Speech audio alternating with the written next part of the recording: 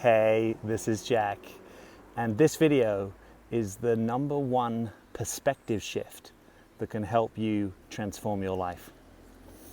Hey, welcome to the channel, or if you've been here before, I want to encourage you to subscribe. Just hit the subscribe button and then tap the bell notification so you hear of new videos as soon as they come out. My name is Jack Butler.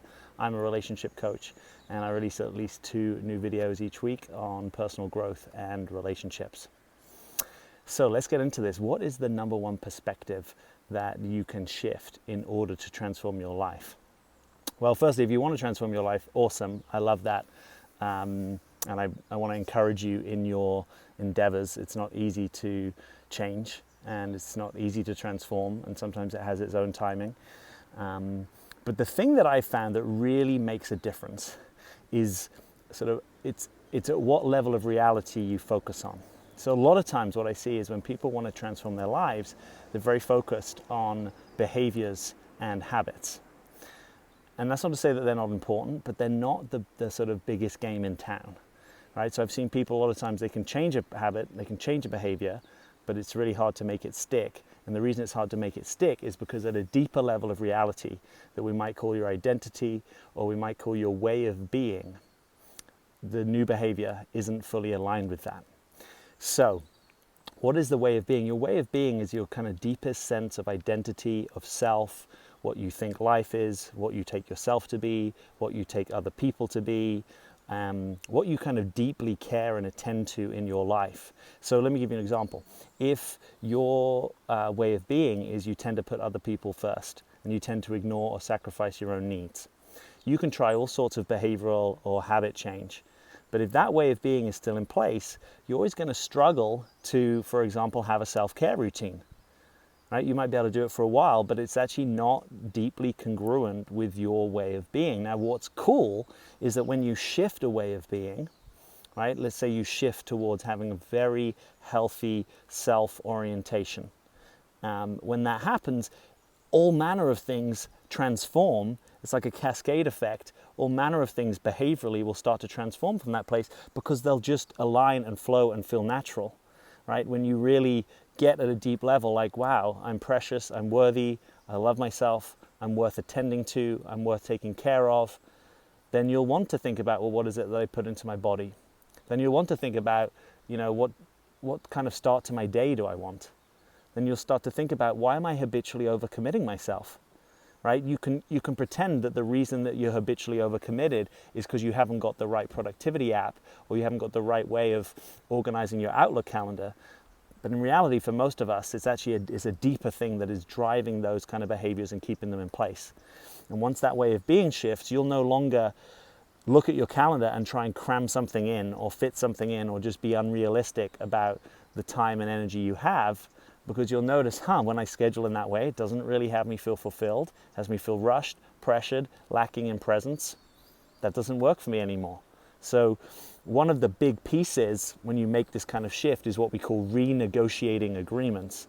And typically the biggest agreements we need to renegotiate are with ourselves. Right? So we start to get better at noticing, I've had all these ideas that I'm meant to be doing yoga, walking, getting to the gym, writing poetry, writing my new book, taking care of these relatives. I've got this new business that I want to start. Whatever the things, fill in the blanks for you, you start to realize, that's actually not nourishing. Just holding on to that background level of dissonance between what I have and what I say I want, that's not very nourishing. What about if I dropped some of those ideas, which, by the way, may be rooted in self-idealization, right? An ideal sense of self, which at a certain level of development, it's really helpful. At another level of development, we have to drop that idealization of self to get more present and real with what is.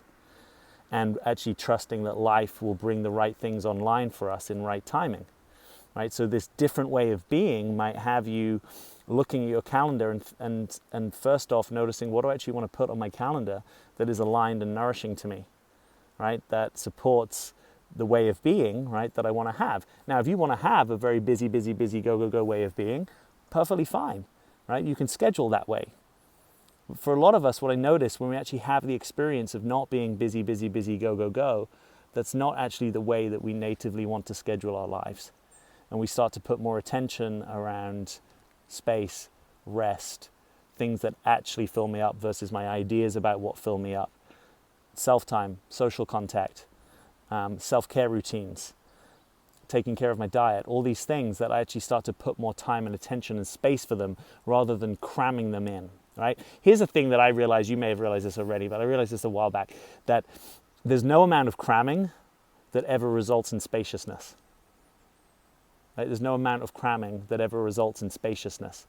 So if you are already feeling busy when you look at your calendar, right? I've got to do this, it's probably not going to result in a way of being that is the way of being that you actually want to have. So do you start to see how these things can be either, mutually reinforcing or kind of mutually destructive, right? When you really get in touch with, I want a way of being that is actually a pace of life that feels good to me, where the things that appear in my life I care about, where my heart feels nourished and attended to, where I participate fully and actively in the things that I actually want to participate in.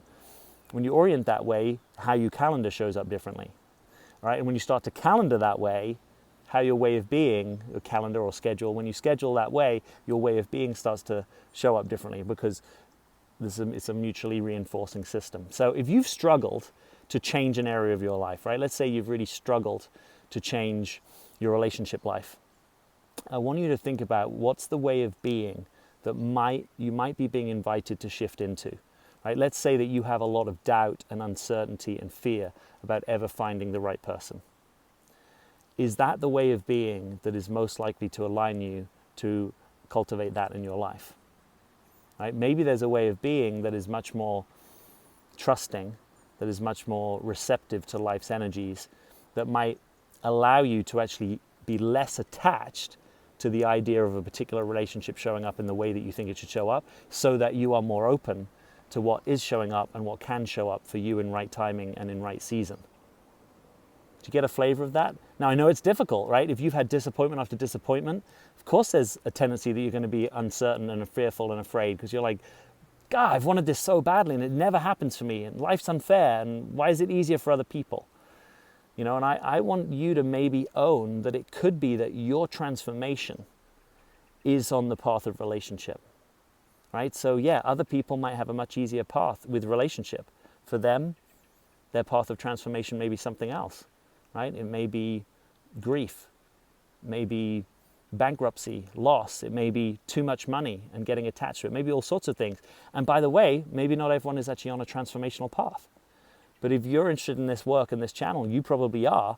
So it might be that relationship is that working surface for you. So you're going to get worked in ways that other people aren't. And what would it take for you to really embrace that and really slow down and cultivate a way of being that is actually nourishing to you first and foremost, and then allows relationship to be a blessing if it comes into your life, rather than I'm kind of fixated and preoccupied and anxious about this thing that I want that I don't know if I can actually get in my life, and I'm holding that as I've got to figure that out, right? Rather than maybe letting life hold that, saying, well, look, if you throw it over to life, maybe in this way of being, life can support you to have something like that come to you when it's right. And maybe it's right for you. Maybe there's actually some work. This is what I see often with my clients. Maybe there's some work, some inner work, that if you really do it, what is possible for you in relationship is different. Because if your way of being is doubtful, anxious, preoccupied, crammed, habitually overcommitted, habitually overscheduled, and controlling of your life, what kind of relationship do you think life is going to offer you from that? Right? Whereas if you can have a way of being that's perhaps truer to you, more real, more authentic, less pressure, perhaps more space, more nourishment, then the kind of relationship that you're going to want from that place is probably going to look different, right? You're probably going to be attracted, if you're a woman and you're into guys, you're probably going to be attracted to a different type of guy from that place. You're probably going to put yourself in different types of environments. The way you show up in those environments is going to look different. Do you get the flavor of that? So it's not about, figuring out which environments do I need to constantly put myself in. It's that when that way of being shifts, that you're closer to yourself, that there's more self-love and there's more self-time, naturally the environments that you want to put yourself in will look and feel different. Now, if any of this is making sense to you and you haven't taken my free webinar, I want to invite you to it. It's called The 3 Keys to Being Relationship Ready. And you can just click the first link below this video. You can find a time that works for you in your time zone. It's with my teaching partner, Clayton Olson. It's been getting fantastic feedback. It's 90 minutes. It'll be some of the best investment of your time. And we really look at these deeper way of beings and how to cultivate them more in relationship so that you can show up in relationship, whether you're in a relationship or not, in a way that actually feels true and authentic to you, rather than being stuck in a habitual pattern that actually is limiting who you are and what is capable of manifesting in your life. So click that link, find a time that works for you in your time zone. We'll see you there. And as always, questions and comments below this video. I'm Jack. Thank you so much for being here.